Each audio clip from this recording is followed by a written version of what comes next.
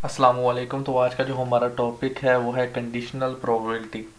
तो conditional probability को समझना बहुत ही आसान है अगर मैं इसे आपको पहले एग्जांपल के साथ बताऊं, बाद में जो आपकी बुक के ऊपर एक्सप्लेनेशन है मैं उसके साथ बताऊंगा। देखिए, अगर हमारे पास एक सैम्पल स्पेस पड़ी हो, हमने क्या किया है, हमने एक डाइस को थ्रो किया, हमें पता है कि उसकी सैम्पल स्पेस क्या है, ये उसकी सैम्पल स्पेस होती है।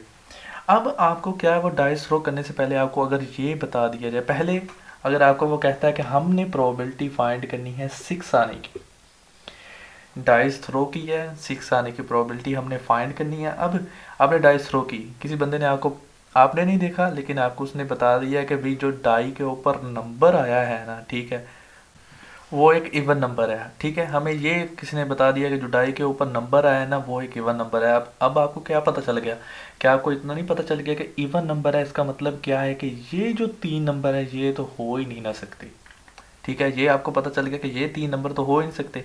तो इसका मतलब क्या है कि आपकी सैंपल स्पेस जो थी, ओरिजिनल सैंपल स्पेस, वो आपके पास क्या होगी, रिड्यूस होगी, क्योंकि आपको कुछ इन्फॉर्मेशन मिल गई जिसकी वजह से आप अब क्या करेंगे, ये जो 3 ये वाले हैं ये एक्सक्लूड कर देंगे। ठीक है, इसमें से निकाल देंगे, अपने माइंड में बना लें इसे। ठीक है, व्यू बनाए कि हमने निकाल दिया, तो हम कहेंगे कि न्यू जो हमारे पास सैंपल स्पेस या हमारे पास जो आउटकम उसके बच गए हैं वो ये 3 हैं। तो इन तीनों में से जारी बात है, अब हमारे पास क्या है कि 6 आने की प्रोबेबिलिटी कितनी है, 1/3।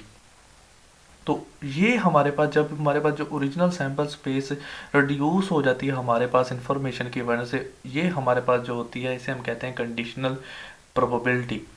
अब हम इसे समझते हैं कि हमारे पास कंडीशनल प्रोबेबिलिटी अब आपको बताता गया हमारे पास बुक के लिहाज से अगर हम देखें तो हमें ये कंडीशनल प्रोबेबिलिटी हमें ये बताती है कि हमारे पास जो एक्सपेरिमेंट की सैंपल स्पेस है, जब हमारे पास एडिशनल इंफॉर्मेशन आ जाती है जो कि हमारे पास आउटकम रिसीव हुआ हो, उसके लिहाज से जो आउटकम ऑफ द एक्सपेरिमेंट हमें रिसीव्ड या हुआ हो उसके लिहाज से, तो हमारे पास क्या होता है, ये हमारे पास जो सैंपल स्पेस होती है, ओरिजिनल सैंपल स्पेस, वो हमारे पास चेंज होती है। जैसे देखें, हमने अभी ये ओरिजिनल सैंपल स्पेस थी, हमारे पास क्या हुई, ओरिजिनल सैंपल स्पेस हमारे पास चेंज हो गई। अब इससे हमारे पास अफेक्ट क्या पड़ा, इससे हमारे पास अफेक्ट ये हुआ कि देखें, हमारे पास जो अब इन्फॉर्मेशन हमें ये मिली है, इससे हमने क्या किया है, ये जो हमारे पास सच इन्फॉर्मेशन हमारे पास आई है, ये हमारे पास रिड्यूस कर रही होगी सैंपल स्पेस को। देखें, अगर हमारे पास इसमें 6 है तो इसमें 3 आउटकम है। ठीक है, तो हमारे पास क्या हुआ है, सैंपल स्पेस क्या होगी, रिड्यूस हो रही होगी, और इसमें हमारे पास क्या, हम एक्सक्लूड कर रहे होंगे, यानी कि इसमें से निकाल रहे होंगे वो वाले आउटकम्स जो हमारे पास अब क्या हो जाएंगे, इम्पॉसिबल हो जाएंगे। जैसे देखें, अब हमें किसी ने कह दिया ना था कि वो हमारे पास इवन नंबर है, तो ये कि हमारे पास क्या है, ऑड नंबर। तो जाहिर बात है, अब तो ये तो इम्पॉसिबल है ना, तो ये हम क्या कर रहे हैं, एक्सक्लूड कर रहे हैं। और ये हम एक्सक्लूड कर रहे हैं, लेकिन हमारे पास अगर ये इन्फॉर्मेशन हमें ना दी जाती कि जो हमारे पास आउटकम आ गई है वो एक इवन नंबर है, तो क्या था, ये हमारा, हम बिलीव कर रहे थे कि इन तीनों में से भी कोई हमारे पास वो डिजिट हो सकता है जब हमारे पास डाई को थ्रो किया गया था। इतनी समझ आ गई आपको? अब हम आगे देखते हैं। तो जब हमारे पास ये रिड्यूस होगी, हमने ये एक्सक्लूड कर दी चीज़ें इसमें से, तो इसकी अब हमारे पास जो प्रोबेबिलिटी एसोसिएटेड विद दिस, ठीक है, इसके साथ जो हमारे पास रिड्यूस सैंपल स्पेस के साथ जो हमारे पास प्रोबेबिलिटी हमारे पास पड़ी होगी, उसे हम कहेंगे कंडीशनल प्रोबेबिलिटी। तो ये था कंडीशनल प्रोबेबिलिटी का आपका कंसेप्ट। तो कंडीशनल प्रोबेबिलिटी का हम फार्मूला भी अब देख लेते हैं और एक क्वेश्चन भी देख लेते हैं। तो फार्मूला देखें, अगर ये देखें, हमारे पास प्रोबेबिलिटी और डाई शो 6, जो हमने पहला क्वेश्चन किया था उसके लिहाज से, डाई शो 6 व्हेन हमारे पास जब गिवन डेट, इसका मतलब क्या है कि ये चीज़ हमारे पास क्या हमें बता दी गई है, एडिशनल इन्फॉर्मेशन हमें मिल चुकी थी ये वाली।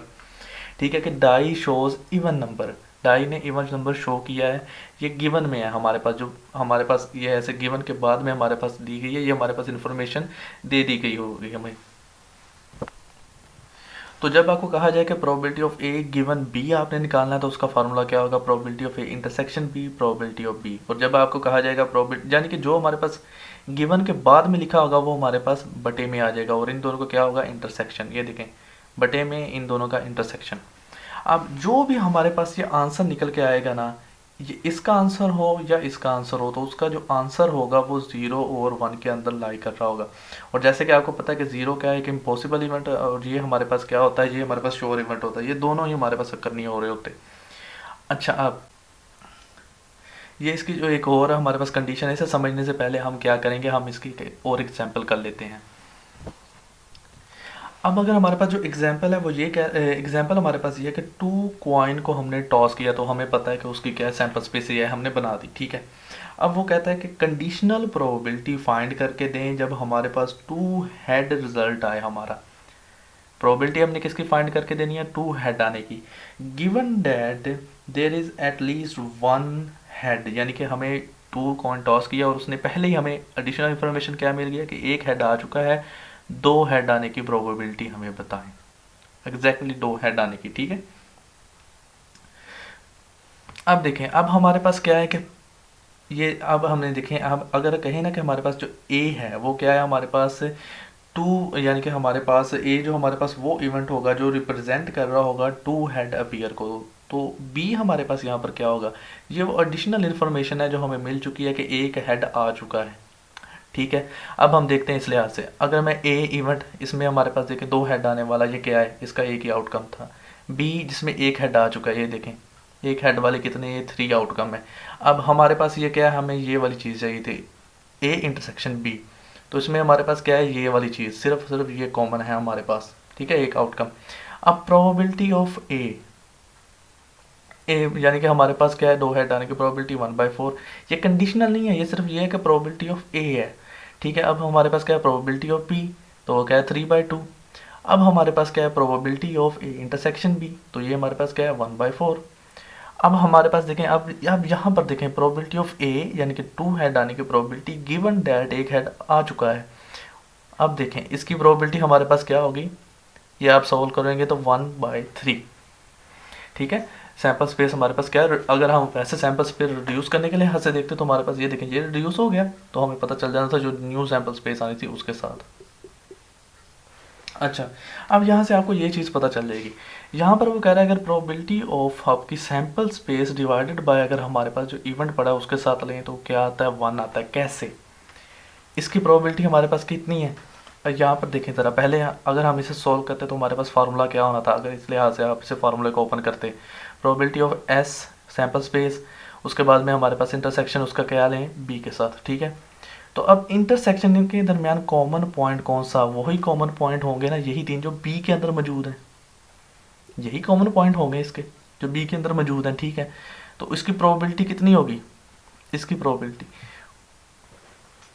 1/3, ठीक है। इसकी प्रोबेबिलिटी कितनी है, 3/4, हमने पहले ही निकाली हुई है, ठीक है। और नीचे भी हमारे पास क्या पड़ा हुआ है पहले ही, 3/4, यानी कि यहाँ पर जो हमारे पास आ रहा है ये, यहाँ पर ये 3 के 3 दोबारा यही आ जाने थे, और इसकी प्रोबेबिलिटी क्या होनी थी, 3/4 एस के साथ। और यहाँ पर देखें probability of B divided by probability of B 1। इस तरह अगर हमारे पास यहाँ पर ए होता तो फिर भी हमारे पास क्या आनी थी, 1 ही आनी थी। तो आज का हमारा टॉपिक इतना ही था, आज के लिए इतना ही। अल्लाह हाफिज़।